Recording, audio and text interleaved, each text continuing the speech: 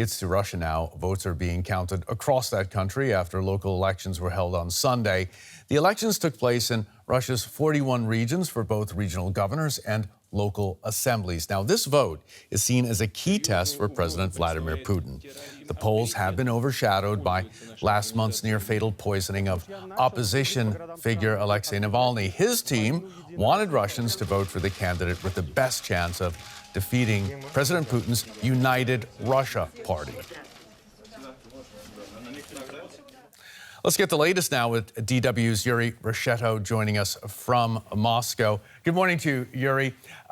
About these local elections, what are the implications for President Putin and his governing United Russia party? Well, all in all, the ruling party, United Russia of Putin, seems to remain in power with a landslide victory. The main reason for that is obviously the legal lawlessness at polling stations, according to the independent election organization, observation organization Golos. They reported, for example, an alleged stuffing. Stuffing means that false ballots were stuffed into the ballot boxes. Also, there were cameras installed at many polling stations, but the live broadcast on the internet was interrupted in some regions.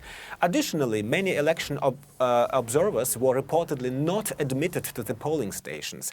In addition to election manipulation, independent candidates faced intimidation ahead of the elections, mostly the people supporting Alexei Navalny and his so-called smart voting. All in all, Brian, there was obviously a lot of election manipulation that consequently made possible this likely victory for Vladimir Putin's ruling party, United Russia.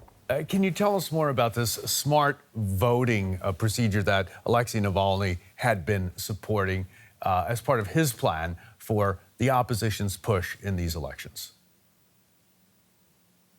Well, the main goal of this so-called smart voting was to push United Russia out of the city councils in big cities. For example, in Siberia, in the city of Novosibirsk, where the Putin party had a majority. By the way, it was the last city Alexei Navalny had visited before he was poisoned.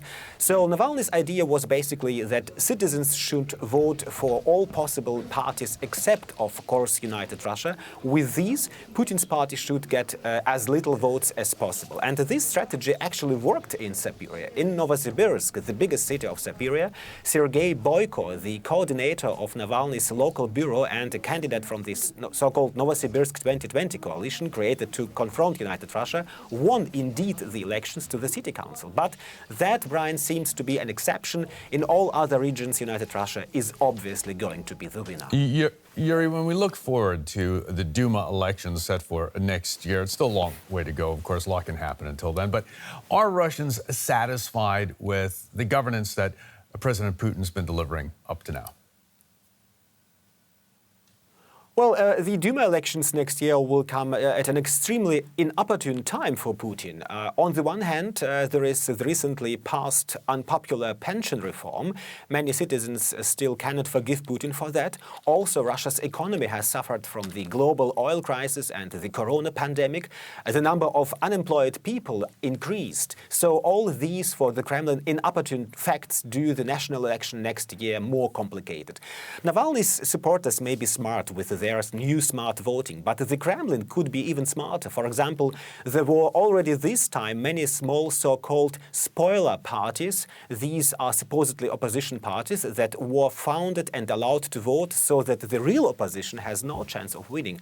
However, I think we can look forward to a competition of opposing ideas and tricks that will be offered next year during the Duma election. Okay, it's still a ways to go until then. For now, Yuri, thanks so very much for that from Moscow.